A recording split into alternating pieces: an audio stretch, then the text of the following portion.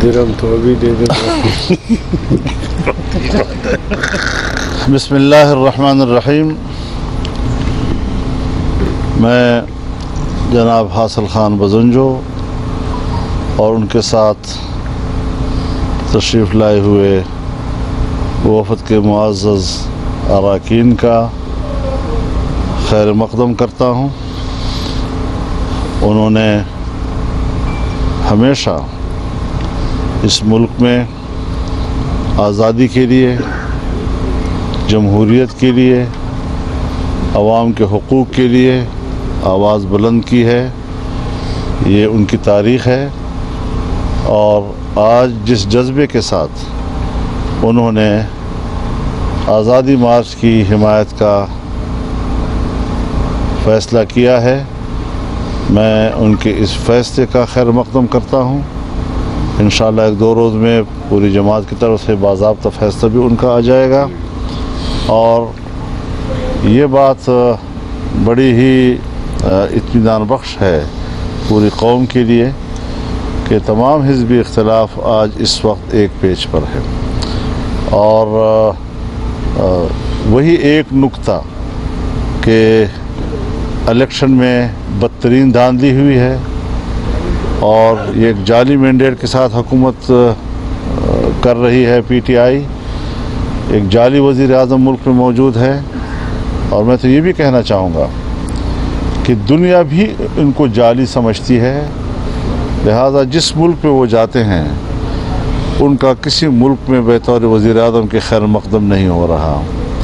जहाँ वो जाते हैं उनकी मीटिंगें तभी मुमकिन होती हैं जब आर्मी चीफ़ उनके साथ होता है और उनकी उंगली पकड़कर वो मुल्कों में जाने की पोजीशन में रहते हैं।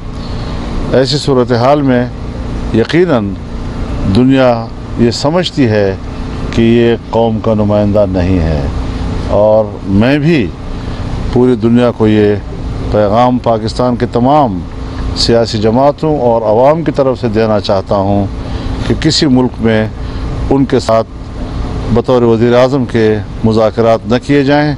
ये पाकिस्तान के अवाम की और पाकिस्तान के मसाइल की नुमाइंदगी और तर्जुमानी करने का कोई आईनी हक़ नहीं रखता। तो इस हवाले से 27 अक्टूबर को हम इंशाअल्लाह कश्मीरियों के साथ यौम सियाह के मौके पर यकजहती से आगाज़ करेंगे और उसके बाद हमारा मार्च शुरू हो जाएगा और पूरे मुल्क के तमाम काफ़िले 31 अक्टूबर को इस्लामाबाद में दाखिल होंगे। इसके अलावा तमाम सियासी जमातों के साथ हमारे राब्ते भी हैं और मुशावरत का अमल जारी है। आए रोज़ कोई न कोई ऐसा सवाल पैदा हो जाता है कि जिस पर मुशावरत की ज़रूरत होती है। हम अपनी जमात के साथ भी रोज़मर्रा की बुनियाद पर मुशावरत करते हैं। आज भी आज़ादी मार्च की पॉलिसी कमेटी जो जमीयत उलमा इस्लाम की है उसका इजलास चल रहा है और बहुत सी चीज़ें इसकी हिकमत अमली को तय करने के हवाले से है कि जिसको हम ज़ेर बास ला रहे हैं। इंशाअल्लाह एक पुराज़म है, पूरी कौम पुराज़म है। हर शोबे ज़िंदगी से ताल्लुक़ रखने वाले हमारी तंजीमें पुराज़म है। लेकिन एक बात वाज़ेह करना चाहता हूँ कि इस हद तक न उतरा जाए कि मेरी जमात के मरकज़ी शूरा के अरकान हों, सूबाई शूरा के अरकान हों, सूबे के ओहदेदार हों, ज़िलों के ओहदेदार हों, डायरेक्ट उनके साथ एजेंसियां राब्ता करती हैं, उनको तरगीब दिलाती हैं कि आपने मार्च में नहीं जाना, धमकियां देती हैं, किस्म किस्म के उन पर दबाव डाले जा रहे हैं। इस दबाव से कुछ नहीं होगा। इससे हमारी रियासती इदारों के कारकर्दगी पर हर्फ आएगा, उनकी जानिबदारी सामने आएगी। ये बातें छुपती नहीं हैं। हमारे अरकान के साथ बराह रास्त राब्ते बंद कर दिए जाएँ। फ़ैसला मरकज़ी सतह पर होता है और तमाम जमातें जो हैं उनकी क़यादतें सब एक जगह पर हैं। ये जो हथकंडे हैं, हरबे हैं, ये बंद कर दिए जाएँ। हम किसी कीमत पर भी जमात के अंदरूनी मामलात में एजेंसियों की मुदाखलत को बर्दाश्त नहीं करेंगे, और अगर हमारी तरफ से कोई तल्ख जवाब मिलता है तो फिर वो अपने किरदार से शिकायत करें, हमसे उसकी कोई शिकायत ना करें। मौलाना, एक लोगों के ज़हनों में एक सवाल अभी भी लोग डिस्कस कर रहे हैं, एक दूसरे से भी पूछ रहे हैं, सियासी जमातें इवन पीपल्स पार्टी नून लीग के आपके साथ डिस्कस करती है, थोड़ा सा क्लियर आपकी तरफ से नहीं हो रहा कि ये आज़ादी मार्च होगा, जलसा करके वापस जाएंगे या धरना दे के बैठेंगे कुछ दिनों तक, ये चीज़ थोड़ी सी क्लियर हो। हमारी अपनी जो राय है उसके तहत तो हमें मुसलसल बैठना चाहिए।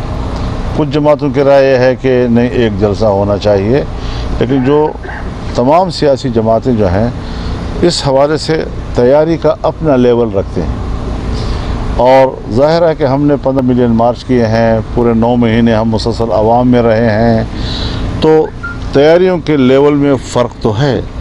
इसलिए जमीयत उलमा इस्लाम बड़ी फराखदिली के साथ तमाम सियासी जमातों को उनके बिसात के मुताबिक साथ देने की बात करती है।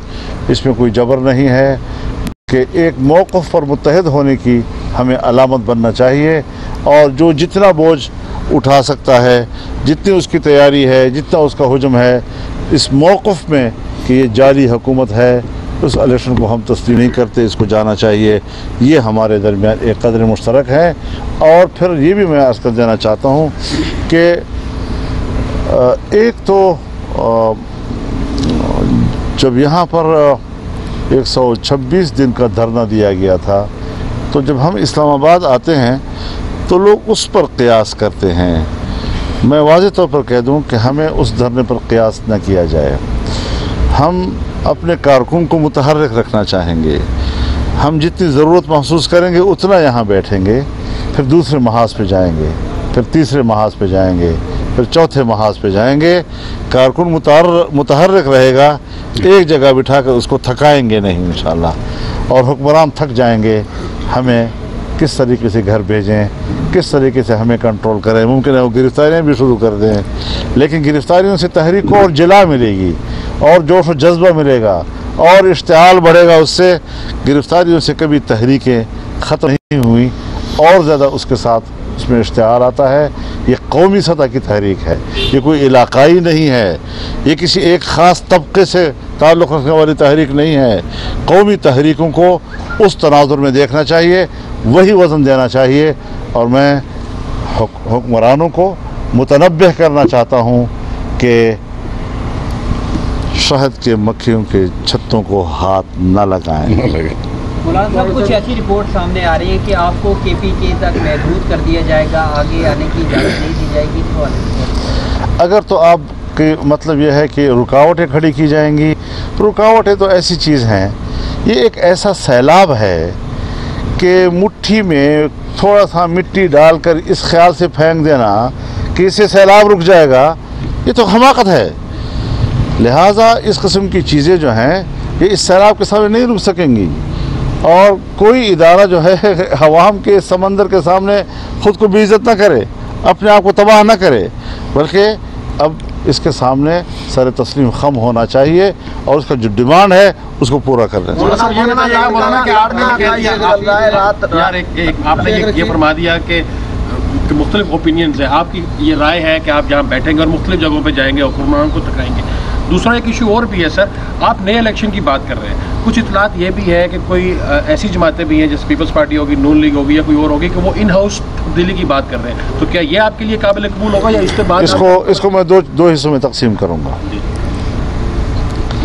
एक तो ये है कि दोबारा इंतखाब कराना, फौरी इंतखाब कराना, इस पर तमाम का इत्तेफाक है, कोई इसमें दो राय अब नहीं रही हैं, एक पेज पे सारे आ गए हैं।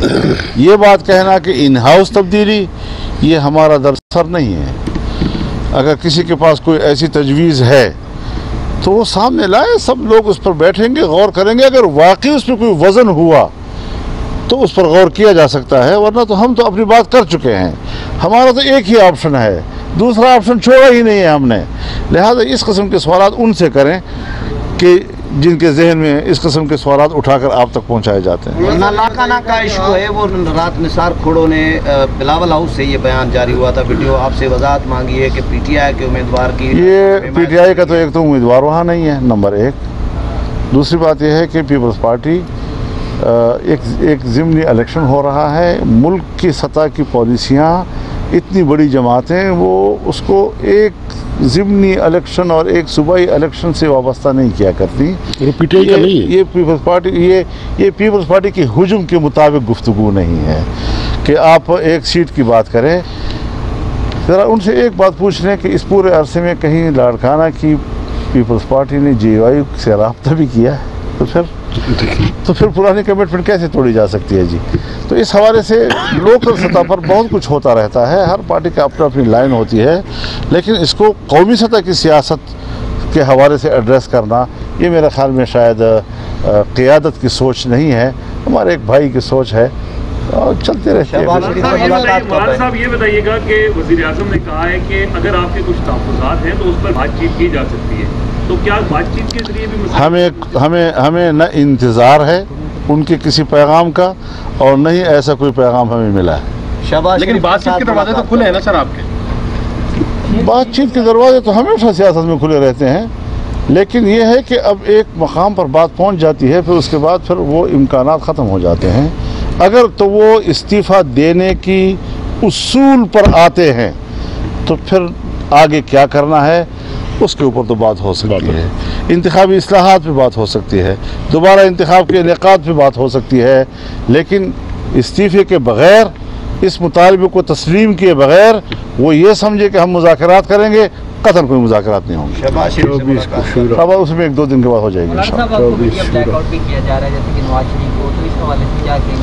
देखिए, मैं इस हवाले से एक बात करना चाहूँगा कि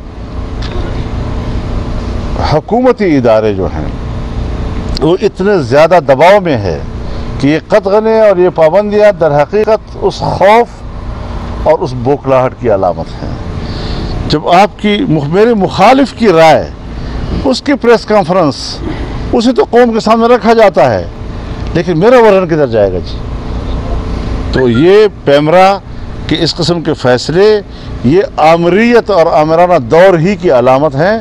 और मैं आप सहाफ़ी हज़रात से भी कहना चाहूँगा, आप जो रिपोर्टर्स हैं सारा दिन आप ख्वार होते हैं, भागते हैं, दौड़ते हैं उधर प्रेस कॉन्फ्रेंस में, वहाँ जाना आपके पसीने से आपके चैनलों के मालिकान की रोज़ी रोटी लगी हुई है।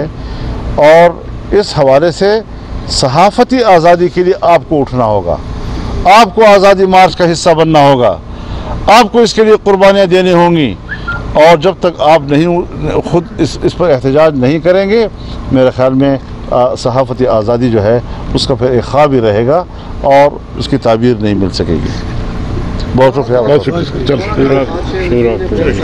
उन्होंने कहा कि मौलाना रहमान से हुकूमत के रास्ते हैं, बातचीत चल रही है। किसने कहा? 30 तारीख का इस तरह की बात उसने पहली मरतबा की है। ऐसी बात को पहली मरतबा की उन्होंने। बहुत शुक्रिया।